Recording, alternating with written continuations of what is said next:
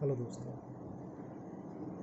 वैसे तो आपको मेरे चैनल के नाम से समझ जाना चाहिए कि मैं क्या कहना चाहता हूँ। मेरे चैनल के इस नाम में ही मेरे जो बात कहना चाहता हूँ आपसे, वही पूरी बात छुपी हुई है। और ये अपने लिए नहीं, आपके लिए नहीं, बल्कि पूरे समाज के लिए है। और सब पूरे समाज की भलाई है इसमें। हो सकता है मुझे बोलना नहीं आता है, ये मेरा पहला वीडियो है। साथ ही साथ ये वन अर्थ वन नेशन के बारे में है। दुनिया में आज की डेट में तकरीबन 192 देश या 190 ऐसे कुछ देश हैं। तो आप सोचो, इतने सारे देश हैं और हर देश अपने देश के लिए, हर व्यक्ति अपने उस देश में रह रहा है जहाँ भी वो पैदा हुआ है, जन्म लिया है।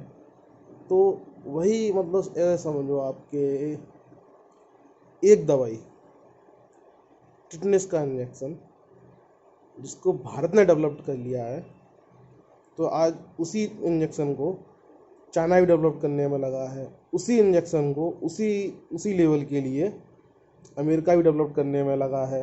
या मान लो अमेरिका ने डेवलप कर लिया है और भारत उसको डेवलप करने में लगा। तो आप कभी ये नहीं सोचते कि सेम चीज़ को डेवलप करने के लिए हम अपनी मैन पावर भी खर्च कर रहे हैं, हम अपनी पैसे भी खर्च कर रहे हैं, अपने इंटेलिजेंट लोगों को भी लगा के उसमें खर्च कर रहे हैं, जबकि हमें उससे आगे बढ़ना चाहिए। तो आपको नहीं लगता कि ये गलत है? हम इस देशों के फैक्टरों में फंसे हुए हैं और एक एक चीज़ को 10-10 बार डेवलप कर रहे हैं। 10-10 बार, 10-10 बार डेवलप कर रहे हैं। हर देश के कोने पे एक सेना खड़ी है। एक मिसाइल अगर अमेरिका ने बना लिया, चांद पर जाने के लिए एक रॉकेट बना लिया है, मिसाइल नहीं रॉकेट बना लिया है, जिससे वो चांद पर हो आया है, उसके आदमी होके आ गए। तो आज उसी रॉकेट को बनाने के लिए भारत लगा हुआ है। भारत अपने पैसे खर्च कर रहा है, लोगों के, अच्छे लोगों का समय खर्च हो रहा है उस चीज़ के लिए, उसी चीज़ को रिपीट करने के लिए। तो कभी सोचा है अगर वन अर्थ और वन नेशन हो तो क्या होगा? इंसानियत की तरक्की कहाँ तक पहुँच सकती है और क्या हो सकता है? बताऊँ आज? एकदम से ये विचार मेरे मन में नहीं आया है। आपसे एक बात कहना चाहूँगा कि एकदम से ये विचार मेरे मन में नहीं आया, बल्कि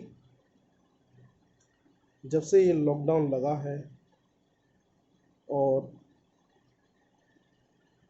खाली बैठा हूँ तो सोच रहा हूँ कि ऐसा क्यों हो रहा है और क्यों हमारे कोरोना फैल रहा है, उसकी दवाई डेवलप्ड हो रही है, क्यों हम इंसान इतना पीछे हैं, क्यों हम इंसान इतना पीछे हैं आज की डेट में। जाति, धर्म, देश, इसी में बंध के रह गए हैं हम आज की डेट में। पहले जो लड़ाइयाँ होती थी इंसानों के बीच में, वो लड़ाइयाँ होती थी जर जोरू जमीन। जर मतलब जमीन, संपत्ति, साम्राज्य, उसके लिए। जोरू मतलब लड़की के लिए, एक राजा दूसरे राजा से लड़ गया। जमीन, धरती के लिए किसान लड़ते थे, इंसान लड़ता था, राजा राजा महाराजा लड़ते थे। लेकिन आज इन तीनों चीज़ों में सिर्फ एक चीज़ खत्म हो पाई इतने हजारों वर्षों में। दो लड़ाइयों, तीन लड़ाइयों, तीन ही बातों की पीछे लड़ाइयाँ होती थी।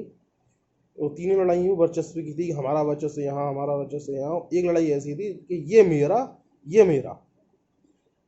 जोरू के ऊपर। जोरू की लड़ाइयाँ बंद हो गई हैं, लेकिन जर और जमीन की लड़ाइयाँ आज भी हैं। जोरू की लड़ाइयाँ देशों के बीच में ना रह के आप इंसानों के बीच में रह गई हैं आज की डेट में। और जर और जमीन की लड़ाई, जर की लड़ाई भी आज भी इंसान के बीच में है, वो जर तक सीमित। लेकिन जमीन की लड़ाई और धर्म की लड़ाई इंसानों में नहीं, देशों के बीच में लड़ी जा रही हैं, जहाँ जंगें एक साथ होती हैं, जहाँ आम लोगों का कोई मकसद नहीं होता है कि हम इस जंग में लड़ें। जो सैनिक सेना के लिए लड़ रहा है सैन पे, और जैसे अभी यूक्रेन और एक देश और साथ में था, उसके साथ में लड़ाई हुई थी दोनों की, सिर्फ किस लिए कि वो क्रिश्चियन थे, वो मुस्लिम थे, और वो दोनों लड़ाई लड़ी, कई हजारों लोग मारे गए धर्म के नाम पर।